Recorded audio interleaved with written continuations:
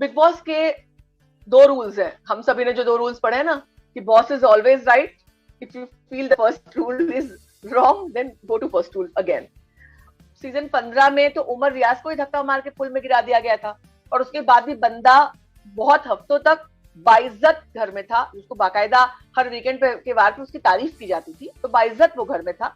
तो सवाल ये उठता है कि फिर ये रूल इस समय क्यों लागू किया जाए। लास्ट में जो अग्रेसिव होता है उसकी ही तारीफ होती है, उसका ही कंटेंट प्रोमो में कटता है, उसका ही कंटेंट ऑन एयर जाता है। सब लोग ये पिछले 14 सीजन देख कर आए हैं। उमर को निकालने, एविक्शन करने की 10 दिन तक अफवाह चली, और उस दौरान शो की टीआरपी भी बढ़ी, बहुत हाइप, सोशल मीडिया पे लगातार ट्रेंड चले, बहुत ज्यादा हाइप हुआ शो। तो इस सीजन का अगर मैं कहूँ तो मैक्सिमम हाइप जो है वो उमर के इस दौरान हुआ, उमर के ट्रेंड चले, तो कहीं ना कहीं हाइप भी शो को चाहिए होती। डेफिनेटली उमर की गलती थी, वो बहुत कैरिड अवे हो गया, उसने धक्का मार दिया, उसे नहीं मारना चाहिए।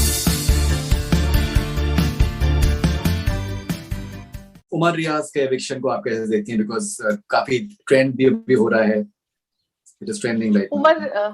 उमर रियाज के एविक्शन को तो बहुत से लोग बहुत सारी बातें कर रहे हैं। बिग बॉस के दो रूल्स हैं, हम सभी ने जो दो रूल्स पढ़े हैं ना, कि boss is always right, if you feel the first rule is wrong then go to first rule again.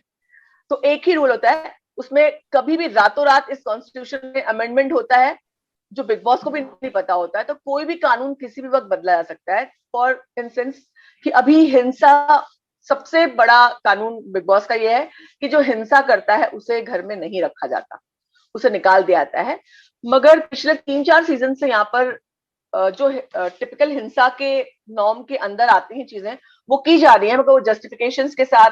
कभी ये कहा जाता है कि जिस पर हिंसा हुई उसने आवाज नहीं उठाई, कभी ये कहा जाता है कि सामने वाले ने प्रोवोक किया, कभी ये कहा जाता है कि कभी उस मुद्दे को इग्नोर ही कर दिया जाता है। तो क्योंकि ये भी बात है सीजन 13 से, जब ये क्लैश, एकदम दो लोगों का बड़ा क्लैश हुआ, तब से हिंसा एक बड़े उसमें आई कि हाँ मतलब धक्का देना, हिंसा देना, मतलब यहाँ पे कोई चाकू छुरी रिवॉल्वर नहीं निकालता है, लेकिन धक्का देना या ढकेल देना, गिरा देना, थप्पड़ मारना, जो भी वॉटेवर, तो थोड़ा बहुत शुरू हुआ और उससे हाई टीआरपी भी आनी शुरू हुई।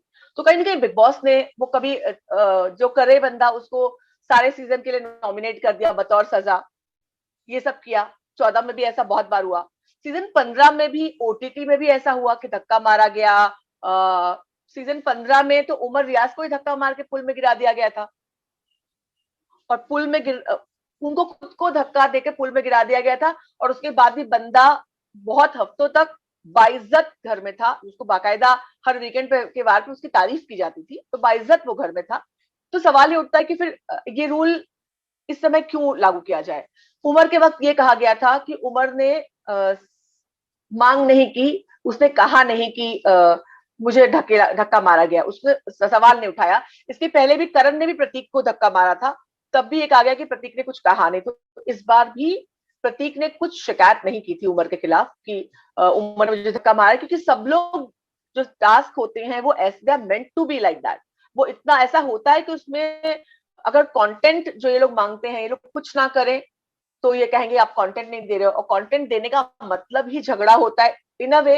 ये लोग कहते हैं कंटेंट देने का मतलब झगड़ा नहीं होता, मगर जब ये झगड़ा नहीं करते हैं उन लोगों को ये लोग निकाल देते हैं, क्योंकि कंटेंट ऑब्वियसली कुछ नहीं आता है। तो इन अ वे आप एग्रेसिव होगे, तब टास्क में जो एग्रेसिव होता है उसकी ही तारीफ होती है, उसका ही कंटेंट प्रोमो में कटता है, उसका ही कंटेंट ऑन एयर जाता है। सब लोग ये पिछले 14 सीजन देख कर आए हैं। तो मेरे कहने का मतलब, सारे लोग एग्रेसिव होते हैं, सारे लोग कुछ ना कुछ करते हैं। डेफिनेटली उमर की गलती थी, वो बहुत कैरिड अवे हो गया, उसने धक्का मार दिया, उसे नहीं मारना चाहिए था। लेकिन इससे पहले उसने तो अपना ही इतिहास देखा कि मुझे भी तो धक्का मारा गया था, क्या हुआ। उसे बिल्कुल भी ऐसा नहीं लगा था कि इसके बाद उसे घर से बाहर निकाल दिया जाएगा। तो बहुत से लोग बहुत सारी बातें कर रहे हैं कि उनके मेकर्स नहीं चाहते थे, तो ऐसा नहीं वैसा नहीं। पर सिंपल, मैं हमेशा एक बात कहती हूँ, मेकर्स की अपनी एक कहानी होती है। बिग बॉस पर 250 कैमरे हैं, 250 कैमरे 24 घंटे चलते हैं। उसका जितना फुटेज आएगा वो एक दिन का फुटेज ये लोग 1 महीने चला सकते हैं, लेकिन उसमें से वो 24 घंटे का दिखाते हैं।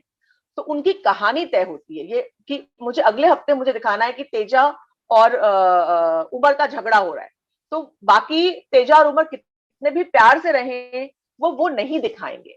वो अपनी कहानी में जो फिट बैठती चीजें वो दिखाएंगे। ये रियलिटी शोज का ये फॉर्मेट होता है कि उनकी कहानी, क्योंकि उनको शो भी चलाना, टीआरपी भी लानी, तो उनका अपना एक स्टाइल होता है कि हाँ भाई या तो कुछ अनएक्सपेक्टेडली नया आ जाए तो वो दिखा दें, तो उनकी अपनी एक कहानी होती है। तो उस लिहाज से उन्होंने अपनी कहानी बनाई होगी उनको।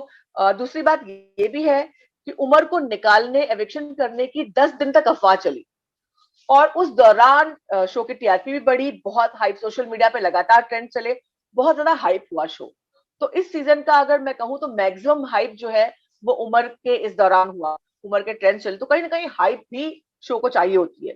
तो अब लोग ये भी कह रहे हैं कि दोबारा उनको अप्रोच किया गया, हालांकि उमर, मेरे पास ये भी खबर आई कि कलर्स वाले चाहते हैं कि उमर आ जाए, पर एंडेमॉल वाले जो मदर कंपनी है जिसका ये फॉर्मेट है, वो लोग राजी नहीं है। तो अभी इस पर डिस्कशन होना बाकी है। उमर जो है क्वारंटीन हो गया है और उस पर ये डिसीजन लिया जाए कि उमर घर के अंदर आने वाला है या नहीं आने वाला। लेकिन बहुत सारी बातें हैं, और फैक्ट ये है कि उमर का घर से निकाला जाना अनफेयर नहीं था, बिग बॉस के रूल के हिसाब से फेयर था, क्योंकि उमर ने धक्का मारा था। लेकिन कंसिडरिंग पिछले बहुत सारे धक्के, ये अनफेयर था, क्योंकि उन धक्कों पर कोई सजा नहीं दी गई, नॉमिनेट भी नहीं किया गया, और उमर को सीधे घर से बाहर निकाल दिया गया। कहीं ना कहीं उमर को सलमान खान ने भी कहा कि वो हर हफ्ते उमर से कहते थे, उनको उमर अग्रेसिव लगता था। दरअसल फरीदुन उमर की बात करने का एक स्टाइल है, मैंने ये बात अपने शो रिव्यू जहां करती हूँ वहां नहीं की। एक बात करने का स्टाइल है, जब वो बोलता है तो एक पिच में सब बातें बोलता है, तो सुनने वाले को कभी कभी ना वो बात इरिटेटिंग लगती है। मे भी सलमान खान को उसका पिच ही इरिटेटिंग लगता था, वो लग सकती है, क्योंकि मेरे सामने भी मेरे आसपास भी एक ऐसा किरदार है जो ऐसी बात करता है, जो बात करना शुरू करता है, मुझे लगा यार तू चुप रह, खाली 3 पॉइंट मुझे बता, क्योंकि तू एक फ्लैट लेवल में सब बात बोलेगा, मुझे समझ में नहीं आएगी। तो मे भी सलमान खान को उनको वो बात सुन करके ही इरिटेट होता था, और उन्होंने कहीं ना कहीं उनको लगता था कि उमर बहुत एग्रेसिव है, जबकि इस घर में प्रतीक बहुत एग्रेसिव है, करण बहुत एग्रेसिव है, उमर एग्रेसिव है, फीमेल सब लोग एग्रेसिव हुए हैं टास्क के दौरान। तो कोई ऐसा नहीं जो एग्रेसिव नहीं हुआ। इसके पहले के सिम्बा जो बहुत फेवरेट था सबका, हम सबको भी अच्छा लगता, बहुत क्यूट लड़का था, लेकिन उसने उमर को धक्का मारा था। तो कुल मिलाकर मुझे लगता है कि अगर आप कानून बना रहे हैं तो आप सबके लिए बनाइए, अदरवाइज आपको कोई जस्टिफिकेशन देना चाहिए कि आपने उमर को क्यों निकाला। वो भी 4-5 लोग ऐसे घर के अंदर हैं जो नॉन डिजर्विंग हैं, जो 6 हफ्ते पहले आए हैं, जो लोग 100 दिन से घर के अंदर रह रहे हैं, फिनाले से 1 हफ्ते पहले, अब आगे बढ़ा है शो, तब 1 ही हफ्ता बाकी था, शो से 1 हफ्ते पहले किसी को निकालने के लिए आप, ये बहुत हिंसा बड़ी घटना है। मैं फिर से कहती हूँ, हिंसा करना बड़ी घटना है। बिग बॉस के घर में हमेशा निकाल दिया जाता था, लेकिन अब पिछले 3 सीजन से ऐसा नहीं होता, तो फिर आपको कंसिडर करना चाहिए था उसकी जर्नी को देखते हुए, क्योंकि वो एक अंडरडॉग स्टोरी थी। एक बंदा जो डॉक्टर था वो आया, उसको बार बार कहा गया कि तुम्हारे भाई की तरह खेलते हो तुम, आसिम का बैकिंग है, आसिम के फैंस, तो खुद के फैंस बने, उसे लड़ाई की, आज टॉप 5 में उसने अपनी जगह बनाई, और आप टॉप 5 के एंड पहले आप उसको हिंसा की बात करके निकालते हो, तो डेफिनेटली नो कॉन्फेयर लगेगा। I think that's a very interesting perspective, Sarita ji. Okay, and Sarita ji, मैं आपसे आखिरी सवाल में आपसे ये पूछना चाहूंगा, आपको क्या लगता है कौन कौन जीत सकता है बिग बॉस 15? बहुत ही, क्योंकि वापस 3-4 हफ्ते बढ़ गया है, तो अभी 3-4 हफ्ते बढ़ गया है, तो करण, तेजा और प्रतीक, उमर नहीं है फ्रेंड्स, तो ये 3 लोग विनिंग लगते हैं। पर शमिता भी बहुत अच्छा खेल रही हैं, और मैं शुरू से बोलती हूँ शमिता का गेम मुझे बहुत अच्छा लगता है, बहुत क्रिस्टल क्लियर स्टैंड लेती हैं और डरती नहीं है, क्लासी है, डिग्निफाइड तरीके से खेलती हैं। लेकिन कहीं ना कहीं वोट्स में वो कम पड़ जाती है, उनकी उतनी फैन फॉलोइंग नहीं है जितनी टेलीविजन स्टार्स की है। उनकी ऑलरेडी फैन फॉलोइंग थी, बिग बॉस में उनकी फैन फॉलोइंग बनी, तो वहां पर कहीं ना कहीं शमिता पिछड़ जाती है। मगर पिछले 2-3 दिनों से शमिता को भी अच्छे उनके ट्रेंड्स चल रहे हैं, लोग उनके बारे में ट्वीट कर रहे हैं, और अगर ऐसा आगे चलता रहा तो शमिता भी टॉप 3 में आ सकती हैं, और टॉप 3 में जो भी लोग हैं वो तीनों विनिंग मटेरियल हो सकते हैं। फरदून, लास्ट 1-2 हफ्ते मैटर करते हैं, अभी ये हफ्ता लास्ट होने वाला था, अब इस मंथ एंड तक ऑफिशियली अनाउंस कर दिया है, और खबर ये भी आ रही है कि फरवरी एंड तक भी शो जा सकता है। तो मुझे लगता है कि मोस्ट प्रोबेबली करण या तेजा में से कोई जीत सकता है, जहां तक अगर मुझे लगता है। That's very interesting, and Sarita ji, I think जो आपका पर्सपेक्टिव है वो it's really fascinating to know your thoughts. Thank you. So बहुत बहुत शुक्रिया आपके वक्त के लिए Sarita ji, and all the best wishes for 2 million now. Thank you so much, Faridun. It was really lovely to connect with you and felt like a celebrity when Faridun is talking to me. So thank you so much and wish you all the very best. You are a celebrity. Yeah. Thank you very much. Thank you very much. Thanks a lot. Thank you, Sarita ji.